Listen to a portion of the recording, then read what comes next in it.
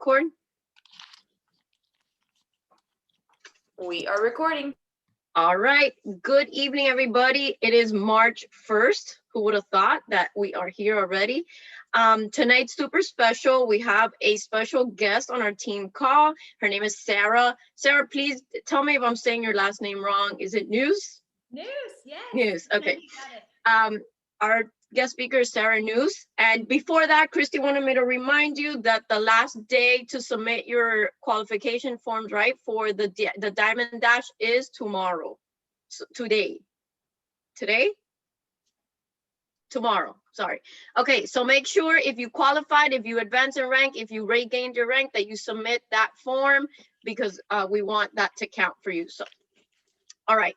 So because her time is valuable, she has 3 kids and a husband and a huge international business. We don't want to take up all her time, but I'm not really sure how we connected on Instagram, but I'm so glad that we did because she contacted me and she sent me her book, which I have right here with a whole bunch of Post-its and a whole bunch of notes. Everybody knows that I'm not a big reader, but I loved her book so much because I was just telling, well, my sister's Christina Delgado, so we are the co-founders of this team. And the fact that you run your business with your sister and it's a family business, and the way that you emphasize family and that business should feel like home is exactly how our culture in our team. So your story resonated a lot with me, and your challenges and your beautiful marriage. So tonight we're excited to hear from you. Our team has been growing the last few years. Last year was a hard year for everybody, but our team actually excelled. We did absolutely phenomenal. We jumped in with both feet. We helped as many people as we could, and we're about to celebrate our 2021 Diesel Nation Leadership Retreat this week, which we weren't able to do last year because of COVID. We are going to be safe. We're going to keep it safe. But our community needs this time for us to reflect, to celebrate, to be together. So we're happy to have you as our first speaker of March. And yeah, just let us hear it. We want to know all the things. Yay. Well, thank you for having me. The way that we connected was because you're so awesome that all the other Beachbody coaches told me, have you talked to Becky? And I'm like, no, I haven't. And so I had several people say, you just should send her your book. And so I weaseled my way into you, and that's how we are friends now. So anyways, well, it's just such a joy to be here with you all tonight. I'm a huge fan of Beachbody and what you guys do. I think about it this way, that we have one body, and you guys are the people that come alongside others and get to really help people understand how their body works, how to fuel it right, how to educate themselves to make good decisions, not only for themselves, but their families. And it's just so important. And so when I started talking to Beachbody groups, I started thinking, these women have such power in what they're doing because they're giving people extra time in their life, so much joy. And so I just want to start by saying, never forget how important your voice is with this company and how important it is what you're doing, because it unlocks so much for so many people that oftentimes you may not even realize it, but the impact that you have is so great. So tonight, I'm going to talk to you about soil responds to seeds, not wishes. I'm going to say that again. Soil responds to seeds, not wishes. Now, so many of us, I'm like you, I'm a business owner, or I'm here really to help people. I don't teach fitness or Beachbody, but I have a dance company where I teach little kids to dance, and it started just because it was a passion of mine. I got fired from my waitressing job and was kind of in a panic, and so I went back to what am I super passionate about? And so I went into the local daycare and asked, hey, can I bring dance to you? I was 19 years old at the time, and I had just bought a car, and I didn't have a way to pay for that car payment because I had just gotten fired. And so honestly, I was desperate, and I honed in on something that It was a God-given gift for me, was to teach dance and to pour into little kids.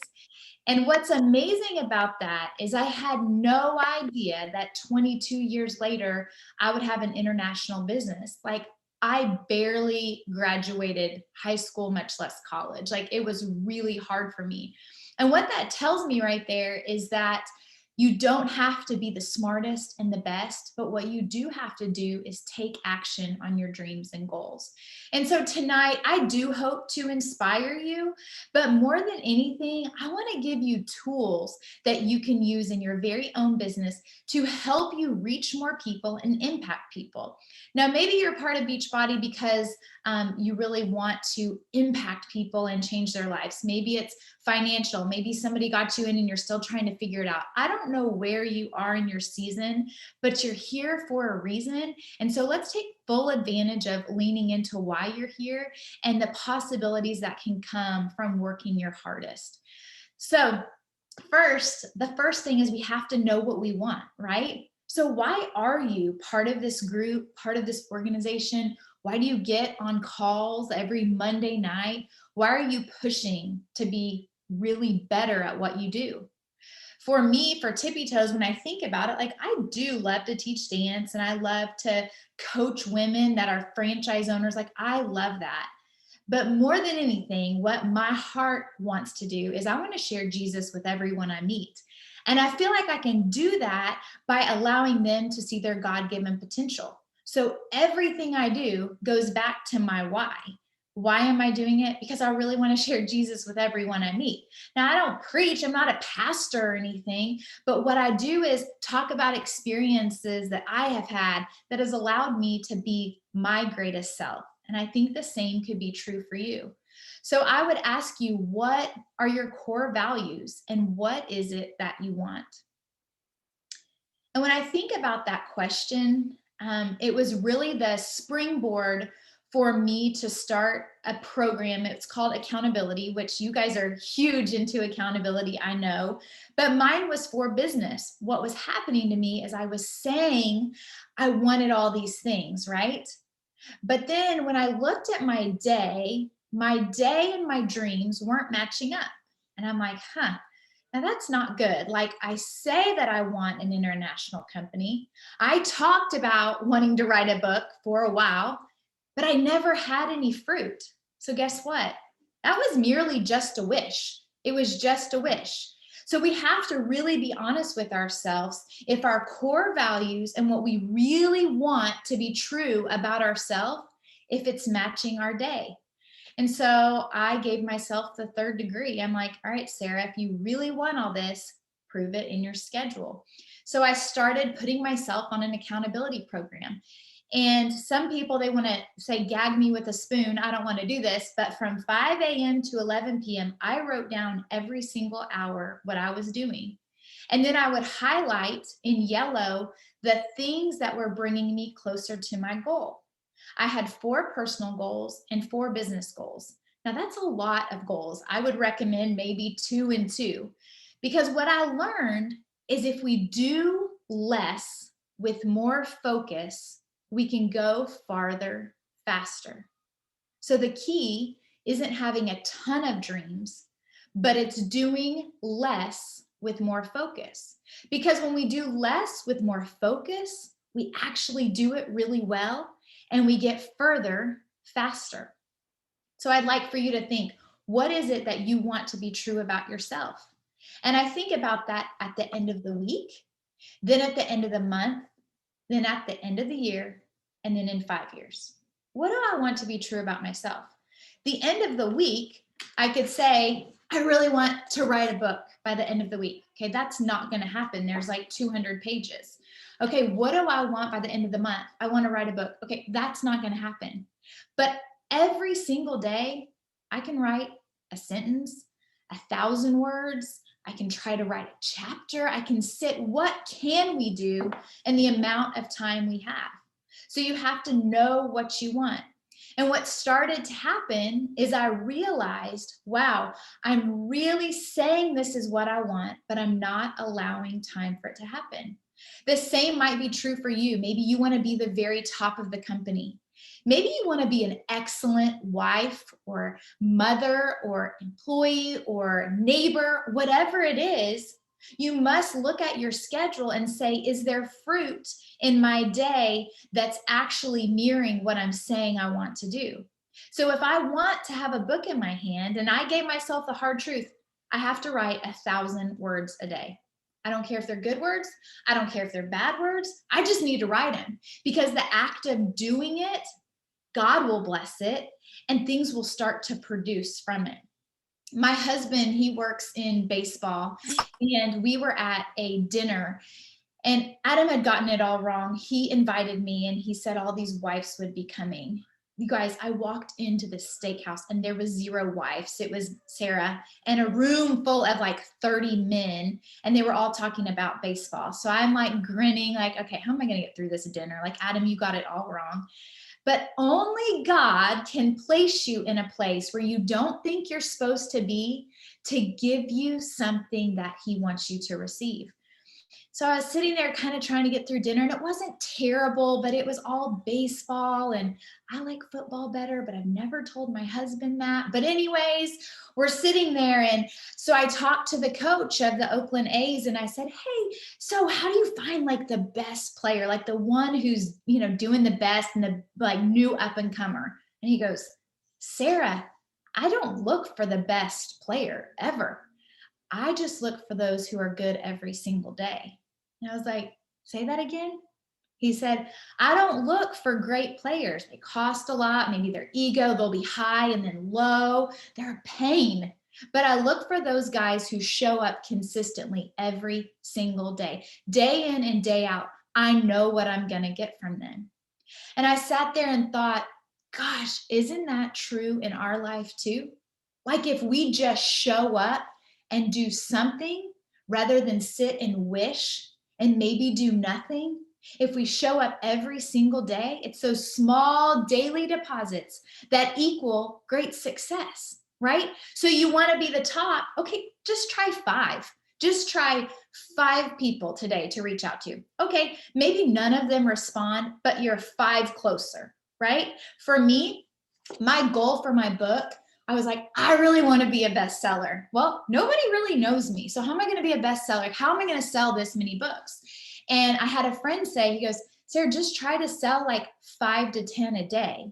Or this is really why I was like, I really want to reach women, because this is really what I want to do. And maybe if they hear me speak, maybe they'll buy my book. And he said, just try 10 every single day. And guess what? In 5 years, you'll look back, if you do it every single day, and you'll say, wow, I got to sell 1 million books. It's amazing how that works. It's those small daily deposits that equal great success. So we have to know what we want, and we have to know our core values. And then in my accountability group, what I do is I have women say, here are my goals. And then I say, show me your day. And every single day for a month, they fill out their schedule. Today I said, hey, there was this girl in my group. Hey, Casey, I know exercise is really important to you, but I actually don't see any exercise in your day. And she's like, you called me out. Thank you. That's what accountability does, right? So if you say, I really want a great marriage, like a lot of women do in my group, they're like, I really want a good marriage. You don't have your husband's name on your list at all. Like, you got to put his name on your list. You can't just think about being a great wife. You can't just wish to be a great wife. You actually have to act on it. Same is true in parenting. I really want great kids. Okay, that's awesome. Are you spending time with them? Are you investing in them? It's where we make our deposits. This last Christmas, it was December 18th, and my family and I went on a ski trip, and we went to North Carolina, and we're pumped up, like super excited. And we get to the ski resort. You guys, I didn't do my research. There was one hill, one. It wasn't even a mountain. It was one hill. I'm like, okay, how are we going to last here? How are we going to do this? And so the first day the kids ski, and they have a whole lot of fun. Second day, they decide to snowboard, and I'm trying to snowboard, falling down the hill, and it's kind of, a mess. And then the third day, we kind of mix it up. But you guys, by the fourth day and one hill, we're like, we need to find something else to do. So we go down by this pond, and it's December, but it's okay because it's a man-made hill. And so it's 60 degrees actually. So we find this beautiful pond, and we start skipping rocks. And I skip them like 2, and I think I'm pretty awesome, 2 skips, and my kids kind of do it 1 or 2 skips. My husband gets a rock and he just skips the heck out of it, like 9, 10, 11 skips. And I'm like, dang. And he starts explaining to have the right rock, it has to kind of be triangular and it has to be flat. And he said, make it the size of like in the palm of your hand and the weight of a tennis ball. And I'm like, my man knows how to skip rocks. So all of a sudden he's teaching us all about skipping rocks. And so then this family comes up to us and says, hey, have you guys seen this waterfall around the way? It's beautiful. I think your family would love it. And so we're like, all right, no more skipping rocks, but hey, we're going to come back and have a huge rock skipping competition. So we start walking on this trail, and we start noticing there's all these really great rocks for rock skipping. So I said, okay, guys, everybody pick their favorite rock.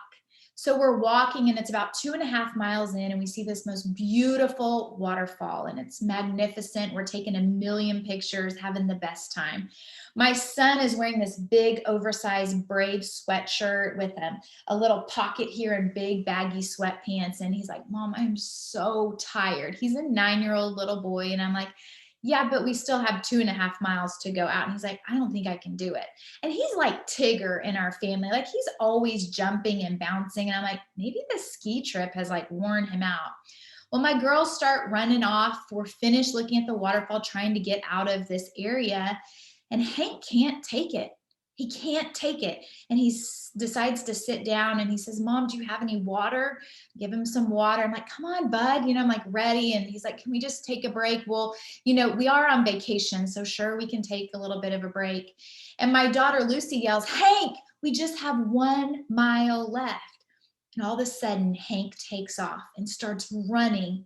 And as he does, all these rocks start falling out of the baggy part of his sweatshirt and his sweatpants. They're falling all over the place. And I'm like, Hank, and they're not like rock skipping rocks. They're like big rocks. And he had his hands kind of like this, so I couldn't really tell. And he said, oh my gosh, Mom, all my rocks fell. And it dawned on me in that moment, how many times do we pick up rocks that aren't ours, that we shouldn't take, that weigh us down? All he needed was 1 rock, but he kept gathering all the good rocks. He didn't wait for the best rock. Often we would pick it up and say, okay, is this one good, or is okay, this one's better, I'm going to keep this one. And then we find another one. Is this one good, or is this one? Okay, we kept the best. Hank kept all the good rocks. Well, when you keep adding rocks to our life, our schedules become not ours. They become everybody else's.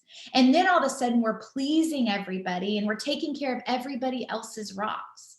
And I'm not here to say don't take care of others. I'm here to say that God planted you on purpose for a purpose. And maybe you're picking up rocks that aren't yours, when really God's calling you to change women and men's life around you. The people around you, I can't reach. Becky can't reach. You guys, Kathleen, you can only reach your people. And so we have to be mindful of the people that are around us. We were planted there for a reason. If we start picking up everybody else's ideas and everybody else's rocks. So back to you don't have to be great, you have to be good every day. The same is true for rocks. You have to pick up your rocks only. Because if you feel weighed down and heavy and keep wishing, hey, this is really what I want to do, and I really want to be a top coach, and I really want to be a great wife, it means you have to start putting down rocks that are weighing you down to not reach your dreams and goals. Taking action is so easy to say and it's so fun to say. Like, what a catchy line. Soil responds to seeds, not wishes, right? Everybody can get on board with that. But it's actually the take action piece. What is your day going to look like so you do become a top coach? And maybe you don't want to be a top coach, but maybe you want to impact your neighborhood or your friend circle or just one person. But how are you going to do that? You've got to lean in so you can see growth in your very own life. So we have to know what we want, and we have to be good every single day. The other thing that I believe is true, and one of the things I love so much about this team and the teams of Beachbody that meet on Monday nights, is you have to surround yourself with good people. You have to, because when you surround yourself with good people, you start to believe you can do anything you want. Now, I don't know if any of you are like us here in Kentucky. We are virtual school here, like fully still. We actually had a rain day today, and today was supposed to be our very first day back at school, and they canceled it because of rain. And guess what? It's not raining anymore, but we're canceled for tomorrow because it might flood. You guys, this is really happening. Now, let me tell you something. My kids are sitting next to me. If my little girl Lola was sitting next to me and asking me a question like she does in math and say, Mom, I really need help. If I said, oh my God, you're so stupid. How do you not get this math problem yet? Are you kidding me? You're asking me to do this again for you? Are you kidding me? I would be the most terrible mom on the face of the planet, right? However, if we think about the things we tell ourselves, maybe when we look in the mirror, maybe when we look at our numbers, maybe when we look at our schedule and realize maybe today we were defeated again, the words we tell ourselves matter. Who we surround ourselves with matters, but guess who you're always around? Yourself. We're stuck with ourselves, believe it or not. Same as you guys are stuck with that one body, you're stuck with your mind. And so you must train it to believe that you have value, to believe that you are here on purpose, for a purpose, and to believe that God has big things for you. I don't know where you are in your journey, but I know that there's so much purpose in it. Be present where you are and give yourself grace. Anything you say to yourself, think about, would I say that to my child? When I tell that story about pretending to say that to Lola, it almost makes me want to throw up. Like, I would never say that to my child. So why do I tell myself that I'm not enough, that I'm not doing as good as I can in business when I know that I've showed up every single day? Same is true for you. And then there are people in our life. You guys have this amazing team. When you surround yourself with good people, the people that I love to be around and that encourage me, and they not only believe who I am, but the best part is they believe who I'm becoming. They say, hey, I know you're going to sell 1 million books because I believe in who you are. Those are my people. Who are those people for you? Those are the people that I turn their microphone up louder and I'm like, yeah, right? But also, there's people in our life, we need to turn the microphone down a little bit. Really? You're a dance teacher? What? That's what I do. Really? You're trying to get me to drink that shake again, aren't you? Another workout, right? No, when we go back to our why, well, the reason I want you to do that, or the reason I'm posting this picture, or the reason I'm telling you what I'm doing is because I believe 100% I can change your life, or it's changed mine because I believe in what I do. When we know our why, then we surround ourselves with good people, we can make a huge impact. So know what we want, surround ourselves with good people, be good every single day. Now, this is my last story I'll share, but a lot of times you can hear these like motivational speeches and you're like, okay, yeah, this is great, yeah. But guys, what happens when something doesn't go right? My sister got me a gift certificate to a massage place. And I was so excited. And it was kind of in the season where my kids were 2, 3, and 4. And I think she could just tell on the other end of the phone, I needed a break. So I walk in and the lady gives me the key to my locker. And she said, in your locker, you'll find a robe and some slippers. There's a shower cap, some toiletries, and disposable panties if you need them for your, mud massage or whatever. And I was like, okay, thank you. And I get all ready and I'm super excited. And she said, just meet me out in the quiet room when you're finished. I was like, okay. And it's quiet and it's peaceful and it smells like lavender. And I start walking in. I get out to the quiet room and there's this older lady sitting there like this. She has disposable panties on her head. She mistook the shower cap for disposable panties. She got it all wrong. She's just laying there like this. And I start laughing like I am a third grader. I'm like, oh my God, I couldn't even hardly keep it in, but she is living in her peaceful moment. And I'm thinking she got it all wrong. So they call her back to the back area. They're like, Ruth, it's your turn. Ruth just goes back so peacefully walking, ready for her massage. And I bust out laughing. I mean, I'm the only one in there. I'm like, she had panties on her head. How do you do that? Well, the girl calls me back and I'm still laughing. I'm like, you'll never believe this. That girl had panties. I'm telling on this lady. Who am I to tell on this lady? And my masseuse goes, oh my gosh, it happens all the time. And as I'm sitting there, I thought, you're right. We all get it wrong, right? We make a wonky post. We say something we don't mean. We're not present with our husband. We're impatient with our kids. We don't drink enough water. We get it wrong most of the time, right? But it doesn't have to stop us from taking action. Had that lady known she had panties on her head, she might never get a massage for the rest of her life. Could you imagine?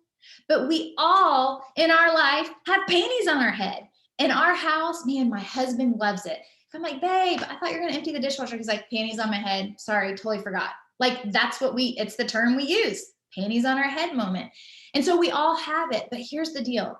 When we get panties on our head, when we have those moments that are blocking our view, where we can't move ahead and we can't bust forward, that's when we have to surround ourselves with good people to say, hey, Becky, Christina, you guys are my coaches, and I'm actually not able to figure out how to break past this goal or move past this area. Or, Vanessa, Sharona, whoever you are, you guys have so many people in your group.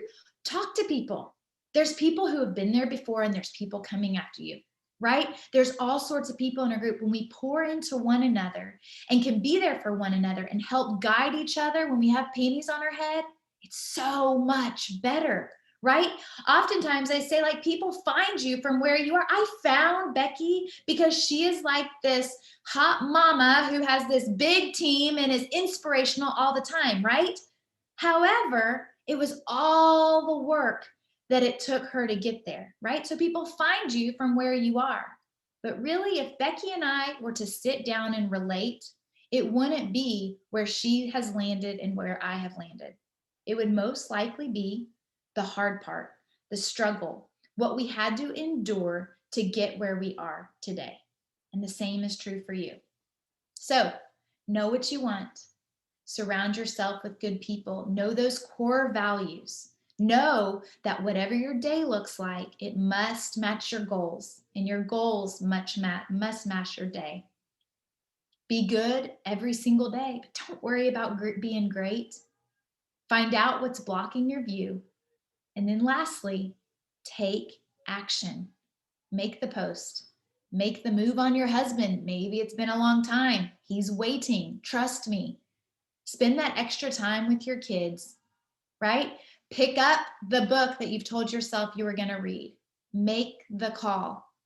It's the act of doing that's going to move you from wishing to doing.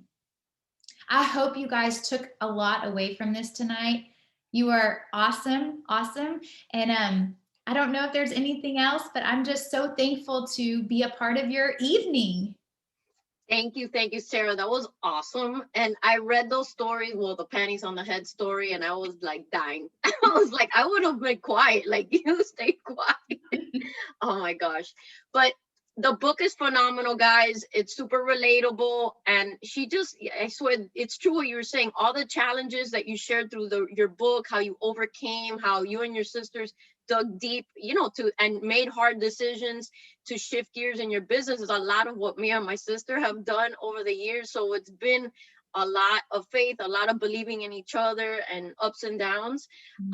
But the book's phenomenal. I loved it. And I love when you talk about celebrating others and that it's like confetti, because that's what we do. We celebrate each other all the time. And I think we need to always remember that as a family, we need to stick up for each other and celebrate each other 24/7.